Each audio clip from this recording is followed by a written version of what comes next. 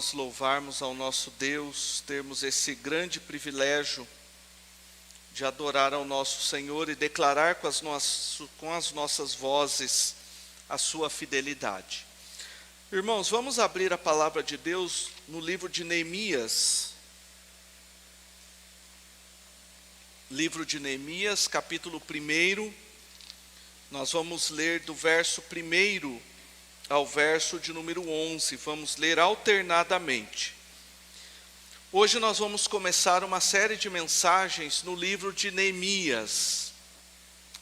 E o tema central que nós estamos dando para essa série de mensagens é o tema anual da nossa igreja. É tempo de recomeçar. E nós entendemos que o livro de Neemias possui para nós conceitos muito importantes para esse momento que nós estamos vivendo. Esse momento de pandemia, esse momento de reconstrução, esse momento de recomeço. Tendo em vista que o livro de Neemias trata justamente do recomeço do povo de Deus após o exílio babilônico. Então nós vamos fazer uma série de mensagens no livro de Neemias. Nós vamos começar no capítulo 1 e vamos até o último capítulo, como nós fizemos na carta do apóstolo Paulo aos Filipenses. E nessa noite nós vamos ler capítulo 1 de Neemias, do verso 1 ao verso 11, e vamos ler alternadamente todo este capítulo. A palavra de Deus nos diz: as palavras de Neemias, filho de Acalias, no mês de Quisleu, no ano 20º, estando eu na cidade de Suzã,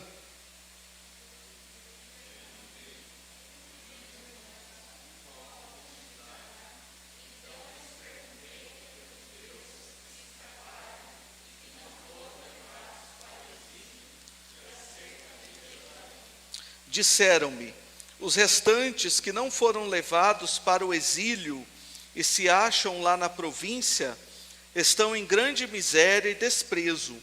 Os muros de Jerusalém estão derribados e as suas portas queimadas.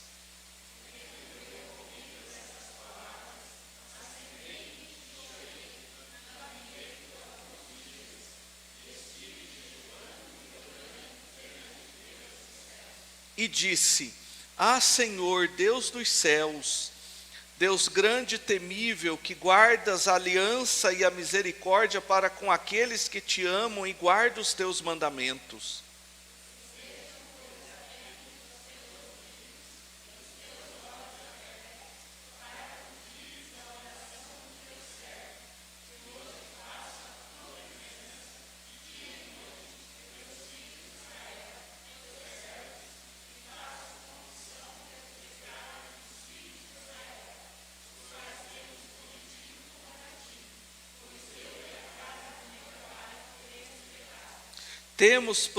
Temos procedido de todo corruptamente contra ti. Não temos guardado os teus mandamentos, nem os estatutos, nem os juízos que ordenaste a Moisés, teu servo.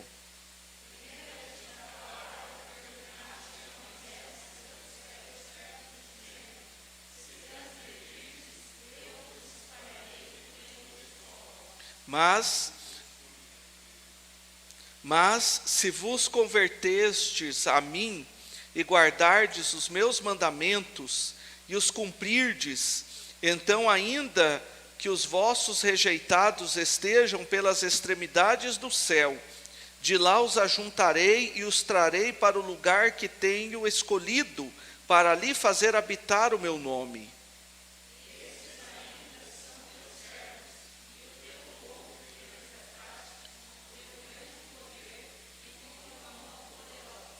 Ah, Senhor, estejam, pois, atentos os teus ouvidos à oração do teu servo e à dos teus servos que se agradam de temer o teu nome. Concede que seja bem-sucedido hoje o teu servo e dá-lhe mercê perante este homem. Neste tempo eu era copeiro do rei. Vamos orar, irmãos? Pai querido, nós te agradecemos pela leitura da Tua palavra nessa noite, pedimos a Ti que fale ao nosso coração, que nos instrua, que nos ajude a compreender a Tua palavra, para que nós sejamos edificados por ela.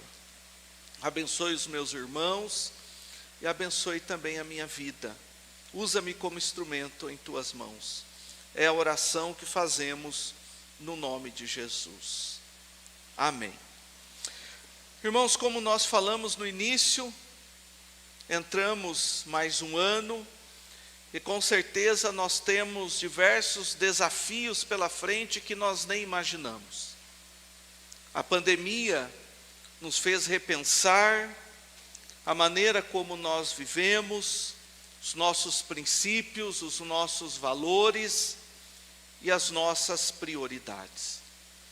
Mas todo recomeço só terá êxito se nós o fizermos à luz da palavra do nosso Deus. Se nós o fizermos à luz do que a palavra de Deus nos ensina. Por isso, depois de orar e de pensar, Deus colocou no meu coração para que nós estudássemos o livro de Neemias. Porque o livro de Neemias fala justamente do recomeço do povo de Deus após o infortúnio do exílio babilônico. Mas para nós compreendermos o livro de Neemias, é necessário nós relembrarmos alguns aspectos históricos que nós faremos hoje de maneira breve, mas que no decorrer do estudo das mensagens do livro, nós vamos procurar aprofundar esses conceitos históricos. É interessante que o texto que nós lemos na liturgia, Jeremias capítulo 29, do verso 10 ao verso 14, falou justamente da promessa de Deus em restaurar o seu povo. O povo, por causa do pecado, porque eles não adoraram ao Senhor, e nós pregamos duas mensagens a caráter introdutório do livro de Neemias, e nós então percebemos que Deus havia prometido para o povo de que se eles não vivessem segundo a vontade dele, os iria levar para um cativeiro, uma outra nação iria subjugar o povo de Deus. O povo então não deu ouvidos, e Deus então cumpriu a sua promessa. Mas ao mesmo tempo que Deus disciplinou o seu povo, Deus também fez uma promessa de restauração. E Deus também cumpriu essa promessa de restauração, trazendo o seu povo novamente para a cidade santa, Jerusalém, e para a terra prometida. Deus havia prometido que o exílio duraria 70 anos. E a palavra de Deus nos diz que após 70 anos, o rei Ciro, rei da Pérsia, para cumprir a palavra do Senhor, segundo o que Jeremias havia profetizado, fez um decreto. E esse decreto dizia que o povo, os judeus, os israelitas, poderiam voltar para Jerusalém para reconstruir o templo e para reconstruir a cidade. Depois do decreto do rei Ciro, e que Deus chama rei Ciro de meu servo, aconteceram 3 retornos do povo do exílio para a terra prometida, para Jerusalém. O primeiro retorno aconteceu onde o povo de Deus, ao voltar para Jerusalém, eles então reconstruíram o templo. Nós sabemos que por meio de Esdras, que é um livro histórico, inclusive seria interessante você nas suas leituras devocionais também ler o livro de Esdras, que é uma introdução também ao livro de Neemias, conta a história de que o povo voltou para Jerusalém. Ciro liberou os pertences do templo que Nabucodonosor havia levado, para que os utensílios do templo pudessem ser usados novamente para o culto a Deus. Chegaram em Jerusalém, a palavra de Deus diz que eles se reuniram como um só homem, e mesmo que os alicerces do templo não houvessem sido lançados ainda, o povo já adorou a Deus. Levantaram um altar, sacrificaram a Deus, com alegria no coração, pela oportunidade de voltar novamente para a cidade santa. Então eles começaram a reconstrução do templo. E naturalmente, irmãos, eles tiveram oposição. Porque enquanto o povo de Deus viveu 70 anos no exílio, outras nações chegaram à terra prometida, outras nações já estavam também, já haviam sido estabelecidas em Jerusalém. E de repente chega um povo 70 anos depois e diz: olha, vocês precisam sair porque essa terra é nossa. Então é claro que eles encontraram oposição. Mas enfim, o decreto de Dario confirmou o direito deles de reconstruírem o templo. E eles então inauguraram o templo e a Páscoa foi celebrada. E algo interessante, após eles terem construído o segundo templo, houve um misto de emoções. A palavra de Deus nos apresenta isso. Os mais velhos choravam e lamentavam, porque eles diziam que o segundo templo não tinha a glória do primeiro templo. Mas ao mesmo tempo, os mais jovens, eles se alegravam, estavam com o coração cheio de júbilo, porque eles estavam conhecendo apenas o segundo templo. E é nesse meio de júbilo, de uma nova geração, da tristeza de uma geração antiga, onde aquela geração mais antiga, eles não souberam se alegrar no recomeço que Deus estava dando a eles, de agora eles terem um templo, um lugar, voltarem para a terra prometida, que o primeiro regresso aconteceu. O segundo regresso foi depois de 70 anos. O rei Artaxerxes, rei da Pérsia, enviou Esdras a Jerusalém. E esse segundo retorno tinha um objetivo muito especial, que era restaurar o culto a Deus. Irmãos, por incrível que pareça, o povo do primeiro regresso chega em Jerusalém, reconstrói o templo, celebram a Páscoa, começam a cultuar a Deus, mas infelizmente eles se envolvem novamente em pecados. E o livro de Esdras apresenta que o pecado deles é que eles se misturaram com os outros povos, praticaram os costumes pagãos e fizeram casamentos mistos. Ou seja, mais uma vez, o povo comete os mesmos pecados que eles haviam cometido, pecados estes que os haviam levado para o exílio. Então Esdras tinha uma missão muito especial: restaurar a espiritualidade das pessoas. Eles tinham o templo, eles tinham lugar de culto, mas eles estavam fracos espiritualmente. Então Esdras vai a Jerusalém, e Esdras então ora com tristeza no seu coração, confessa o pecado do povo, mas houve uma diferença. O povo se arrependeu dos seus pecados. Eles confessaram, e eles fizeram uma aliança com Deus, de que a partir daquele momento, eles obedeceriam exclusivamente a Deus. 14 anos depois do segundo regresso com Esdras, começa o livro de Neemias, a história de Neemias. Então o livro de Neemias faz parte do terceiro regresso, onde fala a respeito da restauração dos muros de Jerusalém. Vocês percebem, irmãos, que Deus ali está operando uma restauração completa. Deus manda o O povo reconstrói o templo, lugar de culto. Com o segundo regresso, a espiritualidade do povo é restaurada, porque não adiantava nada ter o templo se não houvesse espiritualidade, confissão de pecados, adoração sincera a Deus. Mas ainda faltava algo, faltava os muros, porque muros na cidade, naquele contexto, tinha a ver com soberania, proteção.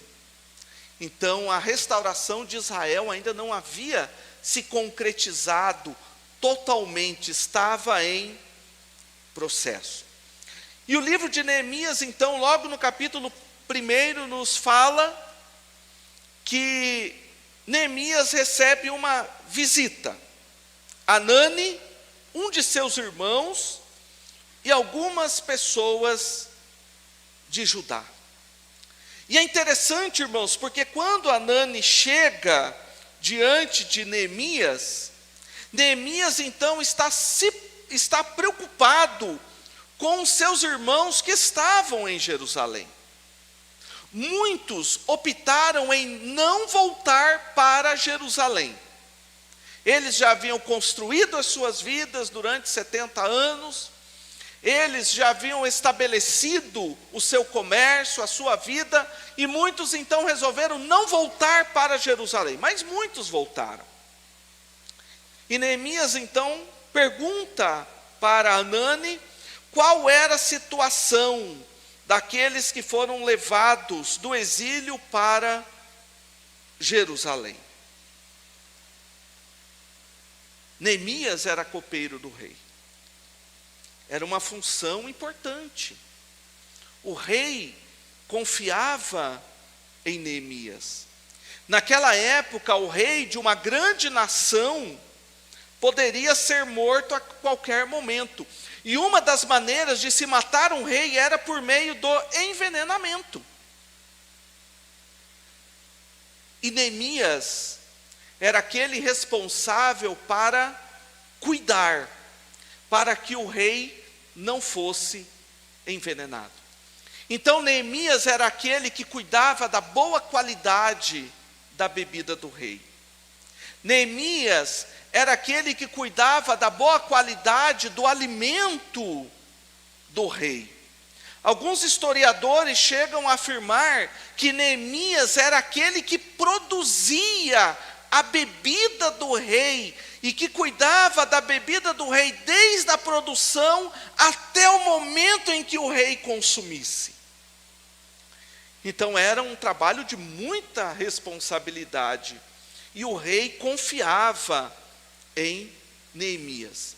Então Neemias, ele estava tranquilo, ele estava com seu trabalho garantido, o rei confiava nele, e naquele contexto um copeiro também era conselheiro do rei em alguns assuntos, mas mesmo assim algo no coração de Neemias falava mais alto, que era a preocupação com os seus irmãos. Neemias não estava satisfeito, porque ele queria saber como seus irmãos estavam. E a notícia, meus queridos, não foi uma notícia boa. Lá no verso de número 3, a palavra de Deus nos diz: os restantes que não foram levados para o exílio e se acham lá na província, estão em grande miséria e desprezo. Os muros de Jerusalém estão derribados e as suas portas queimadas. Ou seja, o povo estava passando fome. O povo havia voltado para Jerusalém. O texto também nos fala de alguns que não foram levados para o exílio, que conseguiram escapar do exílio, mas permaneceram em Jerusalém. E a notícia que Hanani apresenta para Neemias, irmãos, é que a situação estava muito difícil, eles estavam vivendo em miséria. E aqui há um contraste interessante que a palavra de Deus nos apresenta. Enquanto Neemias tinha de tudo, um bom alimento, uma boa casa, um bom lugar para morar, os seus irmãos israelitas estavam vivendo na miséria, no desprezo, no abandono. Mas quem era Neemias? O que Neemias poderia fazer? O que um homem submisso a um rei poderia fazer diante de uma situação como essa? Orar. Orar a Deus. Interessante, irmãos, que nós normalmente usamos a oração como se fosse a nossa última alternativa, não é verdade?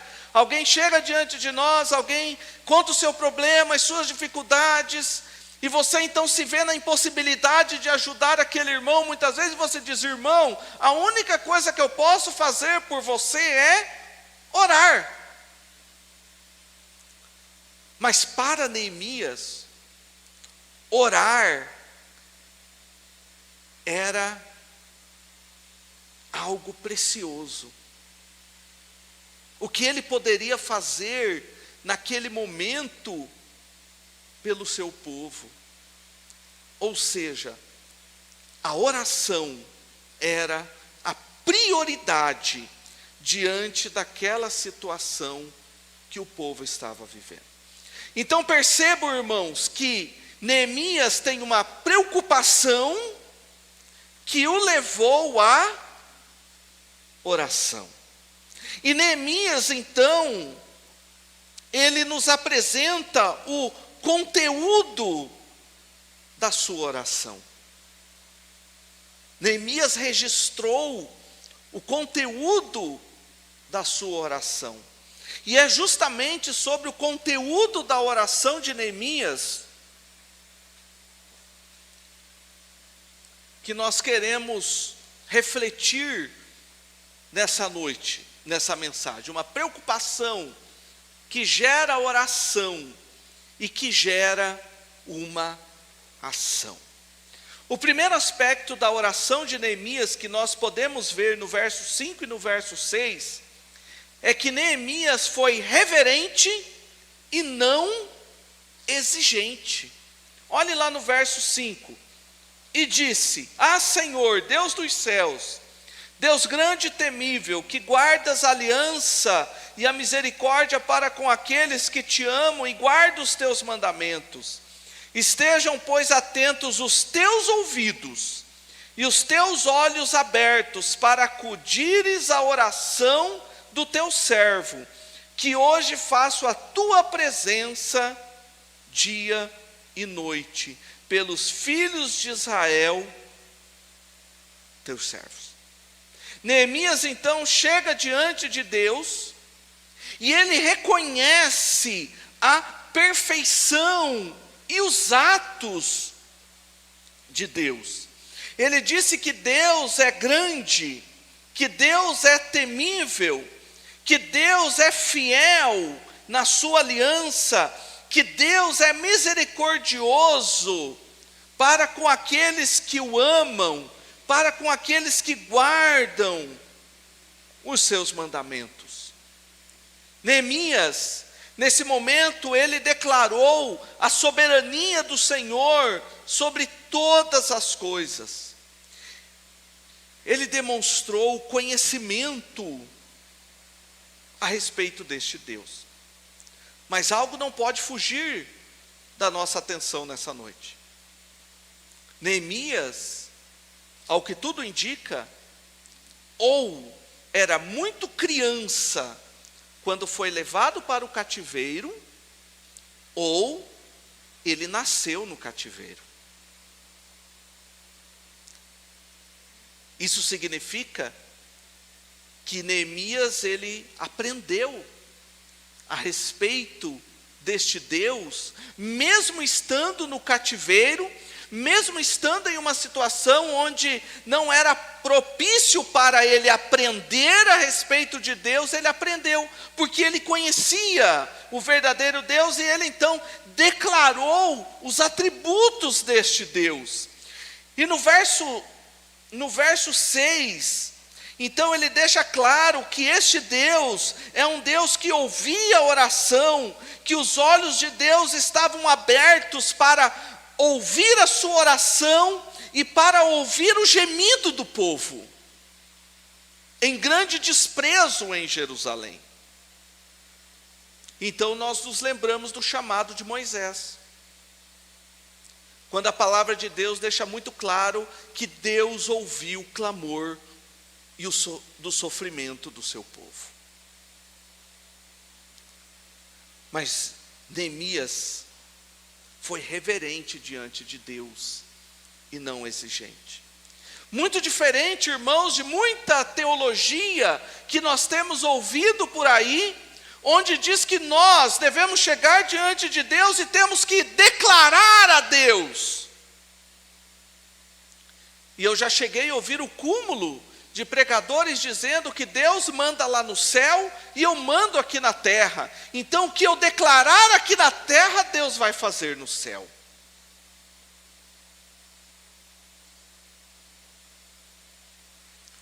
Exigindo algo de Deus.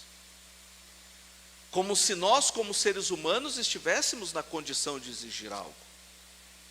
Mas Neemias nos mostra que ele foi reverente. Ele não exigiu. Mas nesse momento, ele exaltou a glória desse Deus. Mas também, irmãos, o segundo aspecto que nós vemos na oração de Neemias é que Neemias fez uma confissão e não uma justificação. Ou seja, no verso 6 e no verso 7 ele diz: e faço confissão de pecados dos filhos de Israel, os quais temos cometido contra ti, pois eu e a casa de meu pai temos pecado. Temos procedido de todo corruptamente contra ti, não temos guardado os mandamentos, nem os estatutos, nem os juízos que ordenaste a Moisés teu servo. Neemias, meus queridos, naquele momento ele se coloca como um do povo. E ele diz que o pecado do povo também era o seu pecado. E ele então deixa claro que a situação que eles estavam vivendo não era uma situação que aconteceu por acaso, não era um infortúnio da vida, pelo contrário, era consequência, porque eles não deram ouvidos aos profetas. E nós vimos isso com profundidade nas duas mensagens introdutórias. Que Deus enviou profetas para corrigir o povo, mas o povo não deu ouvido aos profetas. E Neemias, então, ele está fazendo uma confissão. Mas essa confissão de Neemias, irmãos, não é apenas algo litúrgico. Mas Neemias também está assumindo a responsabilidade como crente, como servo de Deus. Porque ele entendia que sem o perdão de Deus, aquela situação não se reverteria. A palavra de Deus nos diz em Isaías capítulo 59, verso 2, que as nossas iniquidades fazem separação entre nós e o nosso Deus, e os vossos pecados encobrem o seu rosto de vós, para que vos não ouça. Os pecados que Neemias está falando, que Isaías está falando, a iniquidade, são pecados não confessados.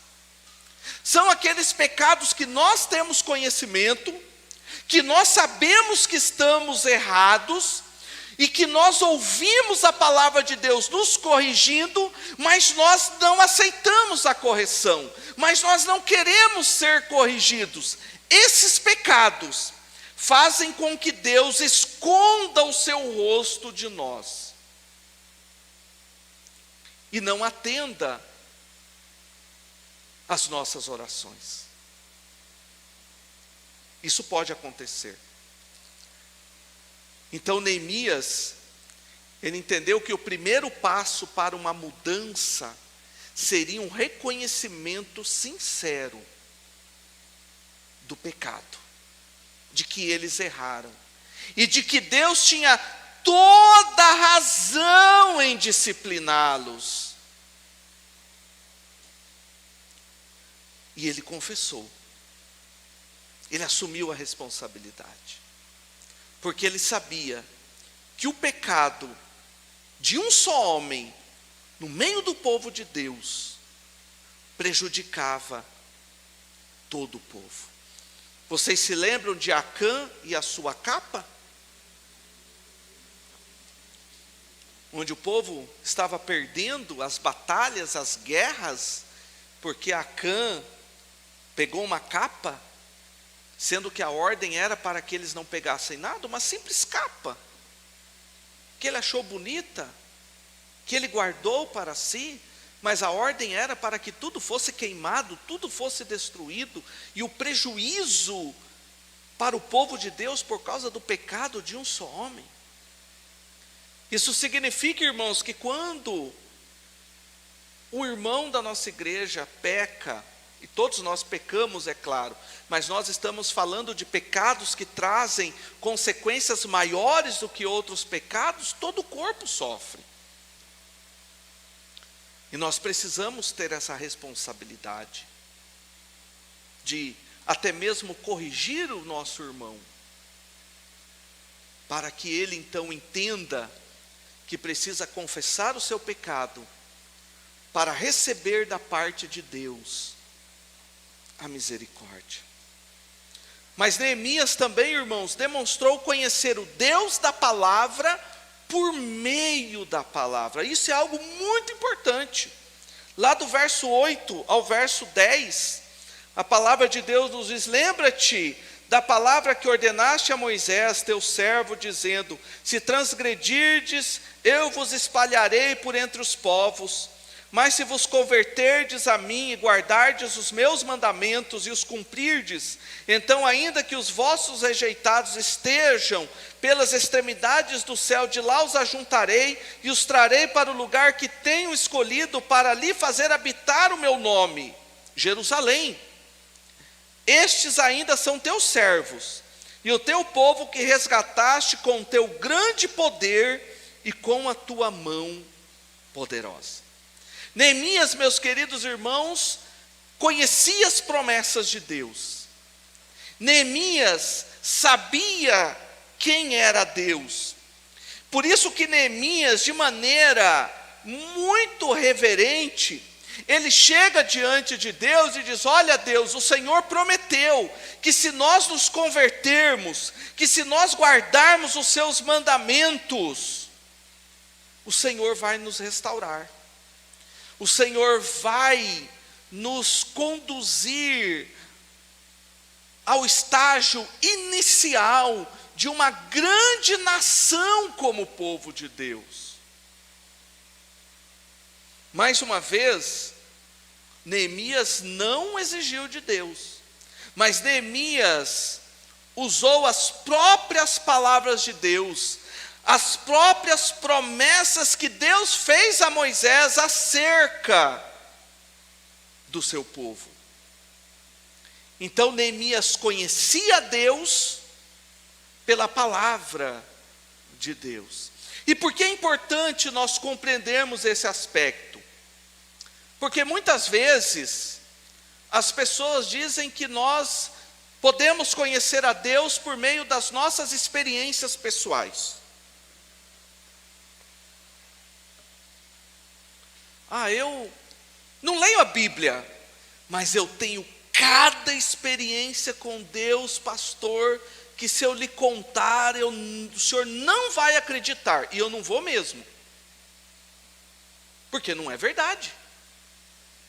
Porque a maior experiência que uma pessoa pode ter com Deus é por meio da sua palavra, e toda experiência que nós temos com Deus começa com a palavra. E tudo que nós precisamos conhecer a respeito de Deus está registrado na palavra. Nós não precisamos de outra fonte para conhecer o nosso Deus, a não ser a sua palavra. Então tudo começa na palavra. Agora, se você chegar para mim e dizer: pastor, ontem eu estava lendo a palavra de Deus, meditando, e eu tive uma experiência com Deus, e Deus falou comigo dessa forma, eu vou acreditar. Porque é o meio ordinário de Deus agir. Hebreus deixa bem claro que cessou os meios antigos de Deus se revelar. Por último, ele se revelou em Jesus Cristo, que é a palavra do nosso Deus.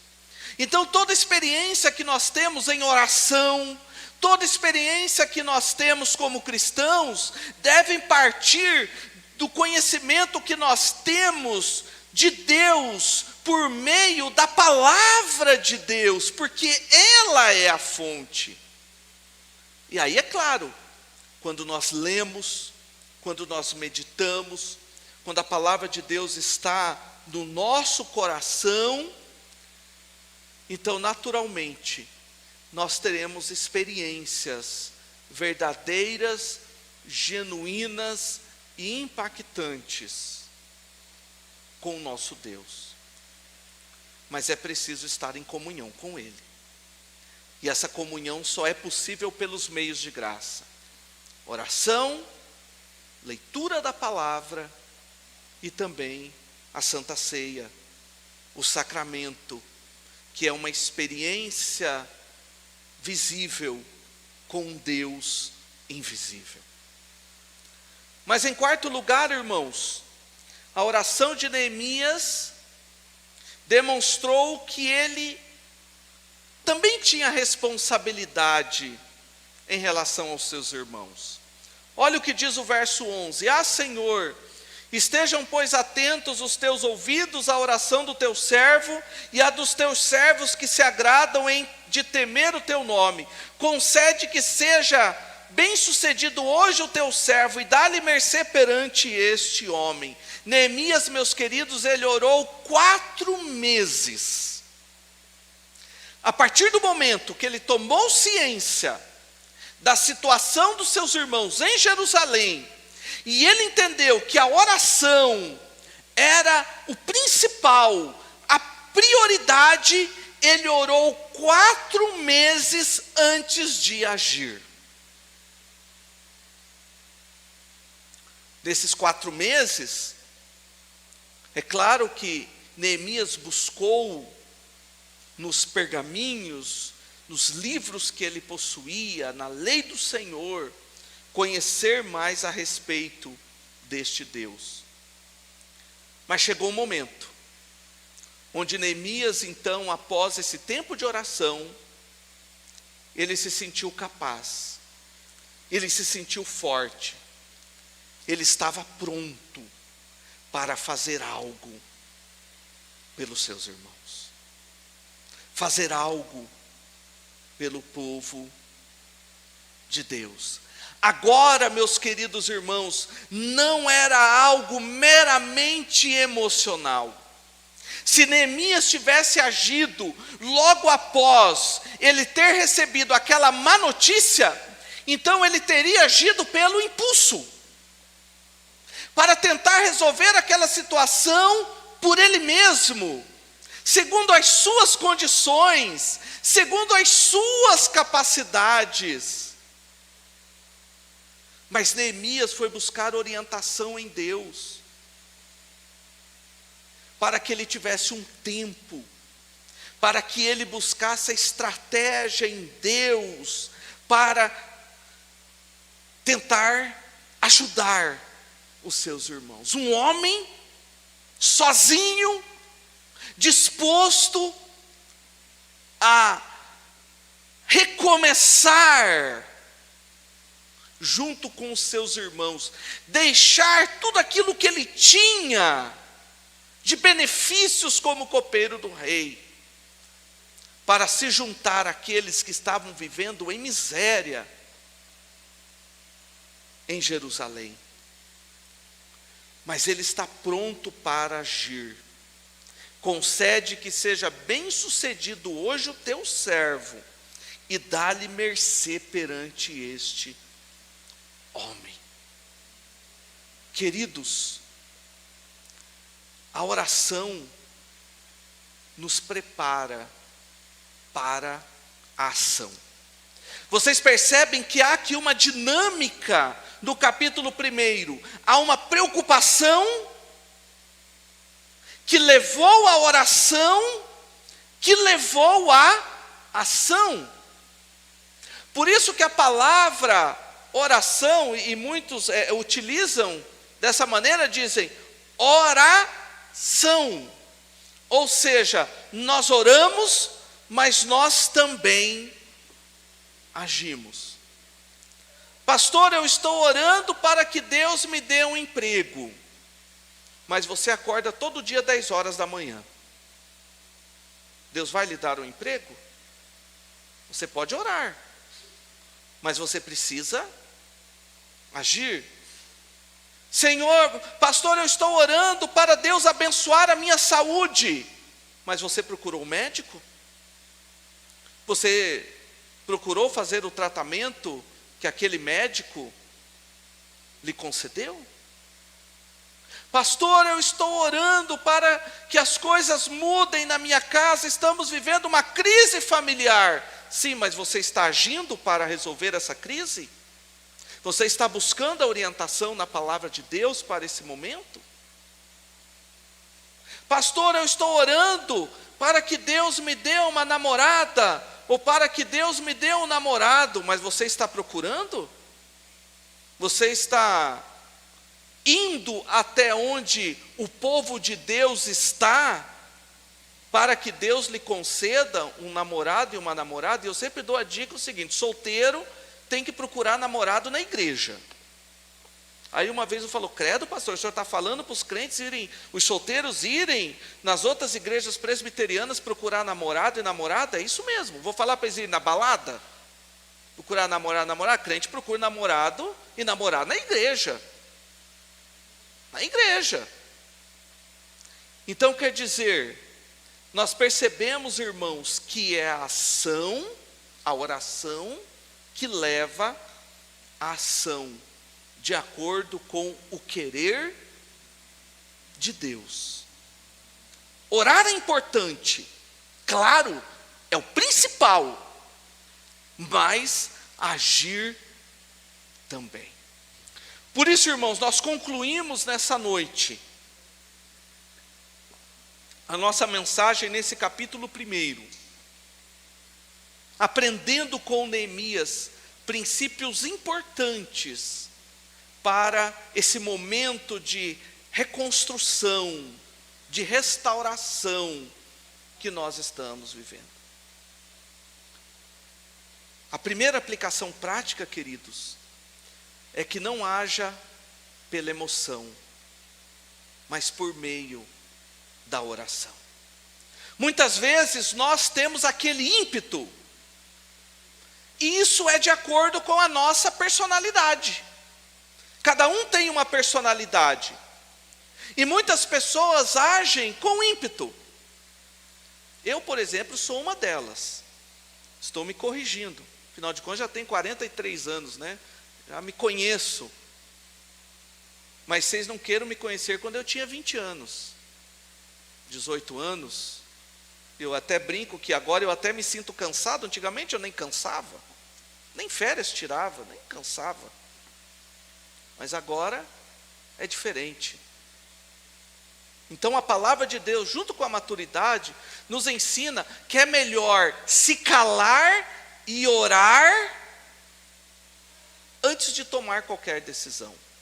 Porque todas as vezes que nós tomamos decisão, levados pela emoção, pelo ímpeto, não dá certo. Não dá certo. Então Neemias mostra que a oração não é a última alternativa, mas que a oração é a primeira alternativa. A segunda aplicação prática, irmãos, está bem claro: ore a Deus.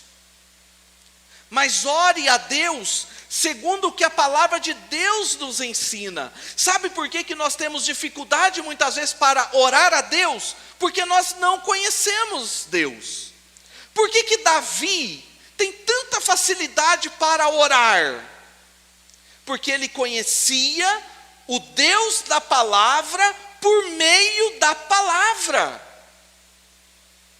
Isso significa que quanto mais nós lemos a Bíblia, principalmente os Salmos, mais nós temos palavras para orar a Deus, de maneira reverente, submissos, pedindo a Ele que nos ouça, que haja segundo o seu querer e não o nosso querer.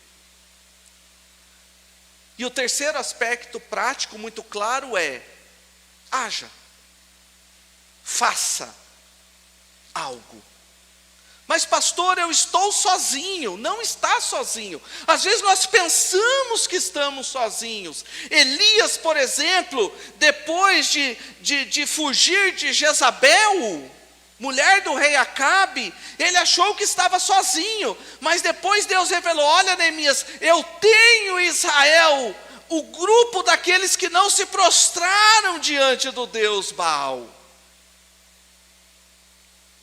Como servos de Deus, nós nunca estamos sozinhos.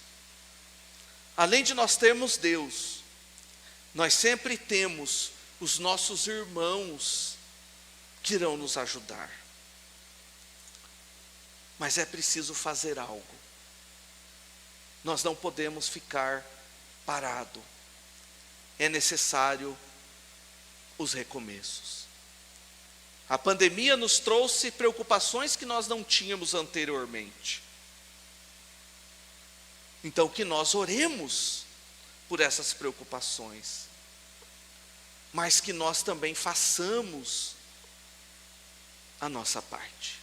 Que Deus nos abençoe. E o meu desejo é que essa palavra fique gravada no nosso coração nessa noite.